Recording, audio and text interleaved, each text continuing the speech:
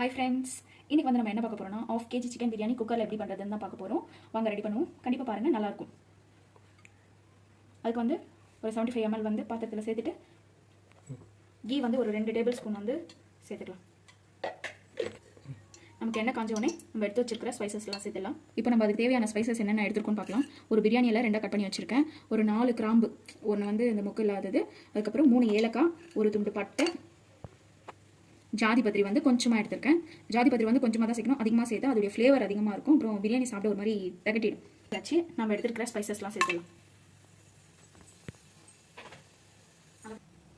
இப்போ இந்த ஓல்கர மசாலாலாம் நல்லா புரிஞ்சு வந்தோடனே கொஞ்சமாக கொத்தமல்லி, கொஞ்சம் ஒரு 4 புதினா இலை எடுத்துருக்கேன். அது இப்போ ஆயில் புரிஞ்சு சேர்க்கணும். இந்த ஆயிலே நம்ம ஒரு 4 கொத்தமல்லி புதினா எல்லாம் சேர்த்தோம்னா அதோட ஃப்ளேவர், பிரியாணியோட ஃப்ளேவர் ரொம்ப நல்லாயிருக்கும். அதனால ஒரு 4 இப்போ சேர்த்துருக்கேன். இப்போ இதெல்லாம் நல்லா புரிஞ்சு வந்தோடனே ஒரு 3 மீடியம் சைஸ் வெங்காயம் கட் பண்ணி வச்சுருந்தா அதையும் சேர்த்துக்கலாம்.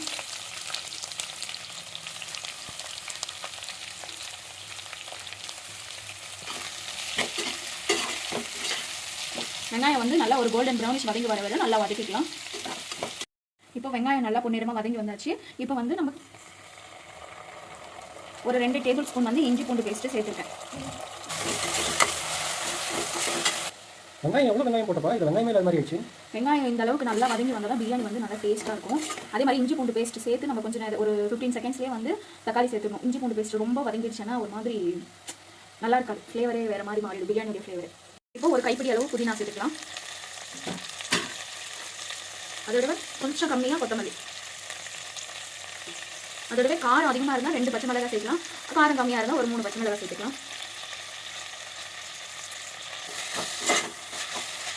இப்போ இதோட சேர்த்து நல்லா வதக்கிட்டு தக்காளி சேர்த்துக்கலாம். இப்போ 3 மீடியம் சைஸ் தக்காளி, இதையும் நல்லா இப்போ வதக்கிக்கலாம். இப்போ தக்காளிலாம் நல்லா வதங்கி வந்துருச்சு. சிக்கன் சேர்த்துக்கலாம். ½ kg சிக்கன், ½ kg ரைஸ். இப்போ சிக்கன் சேர்த்துட்டு சிக்கன்லாம் நல்லா வதங்கி வரட்டும். அதுக்கப்புறம் வந்து நம்ம தயிர், இதுக்கு தேவையான ஸ்பைசஸ்லாம் அப்புறம் சேர்த்துக்கலாம். ஏன்னா சிக்கன்லேயே வந்து கொஞ்சம் தண்ணி விடும். அதுவும் இல்லாமல் சிக்கன் வந்து இந்த மசாலாவோட சேர்ந்து நல்லா குக்காகி வரும்போது நம்மளுக்கு அதில் இருக்கிற எசன்ஸ்லாம் இறங்கும். இப்போ பிரியாணி வந்து இன்னும் நல்லா டேஸ்ட்டாக இருக்கும். இப்போ சிக்கன் வதங்கிறதுக்கு தேவையான அளவு வந்து உப்பு சேர்த்துக்கலாம். அப்புறம் நம்ம அரிசி சேர்த்துட்டு பத்தலைன்னா திரும்ப சேர்த்துக்கலாம். இப்போ சிக்கனில் பாருங்கள் எவ்வளோ தண்ணி விட்டு நல்லா சிக்கன் வந்து கொஞ்சம் வெந்து வந்திருக்கு. இப்போ நம்ம தயிர் சேர்த்துக்கலாம். பாருங்கள், இந்த கப்பில் ஒரு கப் அளவு, இது வந்து ஒரு 50 ml இருக்கும் இந்த தயிர். அது சேர்த்துக்கலாம்.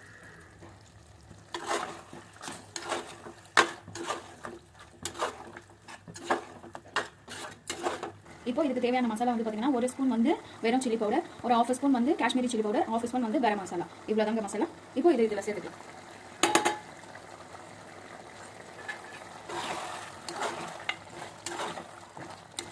இப்போ மசாலாலாம் போட்டு கொஞ்சம் நேரம் அப்படியே கொதிக்க விடலாம். அப்போ தான் வந்து அந்த காரெல்லாம் சிக்கனில் ஏறும். பிரியாணியோட சிக்கன் சாப்பிடும்போது டேஸ்ட்டாக இருக்கும். இப்போ ½ kg சிக்கனுக்கு ½ kg ரைஸ் எடுத்துருக்கேன். நான் டம்ளரில் மெஷர் பண்ணது வந்து 2½ டம்ளர் வந்து ரைஸ். அதுக்கு வந்து 1 டம்ளர் ரைஸ்க்கு வந்து 2 டம்ளர் வந்து வாட்டர் மெஷர்மெண்ட் வச்சிருக்கேன். ஒவ்வொரு ரைஸ்க்கும் ஒரு மாதிரி தனி வேரி ஆகுங்க. பாஸ்மதி ரைஸ்க்கு வந்து ஒரு மாதிரி, பாஸ்மதி ரைஸ் வந்து 1½ டம்ளர் தண்ணி வச்சா எனக்கு கரெக்டாக இருக்கும். இது வந்து வேறு பிராண்டுங்கிறதுனால இதுக்கு வந்து நான் 2 டம்ளர் தண்ணி வச்சிருக்கேன். அப்போ தான் எனக்கு கரெக்டாக இருக்குது.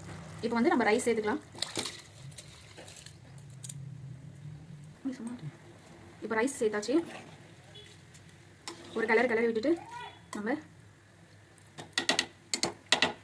முதல்ல நம்ம உப்பு சேர்த்தோம். இப்போ உப்புலாம் கரெக்டாக இருக்கான்னு சொல்லிட்டு பார்த்துட்டு உப்பு கம்மியாக இருந்ததுன்னா தேவையான உப்பு சேர்த்துக்கலாம்.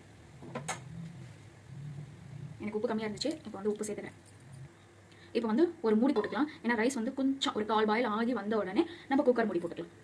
இப்போ பாருங்கள், ரைஸ் வந்து இந்த மாதிரி இந்த அளவுக்கு கொதிச்சு வந்த உடனே ஒரு கிளறி விட்டுட்டு நம்ம குக்கர் மூடி போட்டுட்டு 2 விசில் விட்டுட்டு ஆஃப் பண்ணிவிட்டு அதுக்கப்புறம் ஒரு 5 மினிட்ஸ் வந்து தம்லேயே இருந்துட்டு ரெடிட்டோம்னா நம்ம பிரியாணி ரெடி ஆகிடும். இப்போ வாங்க குக்கர் மூடி போட்டுக்கலாம். இப்போ குக்கர் மூடி போட்டுக்கலாம். இப்போ வந்து குக்கர் வந்து 2 விசில் விட்டு ஆஃப் பண்ணி 5 மினிட்ஸ் தம்ல இருந்துச்சு. இப்போ வந்து ஓப்பன் பண்ணி பார்த்துடலாம் ப்ரெஷர்லாம் அடங்கிட்டு எப்படி வந்திருக்குன்னு சொல்லிட்டு. சூப்பராக வந்திருக்கு. செம்மையாக இருக்குல்ல? ஓகே, கிளறி பார்க்கலாம். ரைஸ் வந்துருக்கு, காட்டு பாருங்க, ரைஸ் சூப்பராக நல்லா வந்திருக்கு. ஃபைனலாக பிரியாணி, நம்மளுடைய சிக்கன் பிரியாணி ரெடி ஆயிடுச்சு. வீடியோ பிடிச்சிருந்தா மறக்காமல் நம்ம சேனலை லைக் பண்ணுங்கள். அப்படியே நம்ம சேனலை வந்து ஃபாலோ பண்ணிக்கோங்க.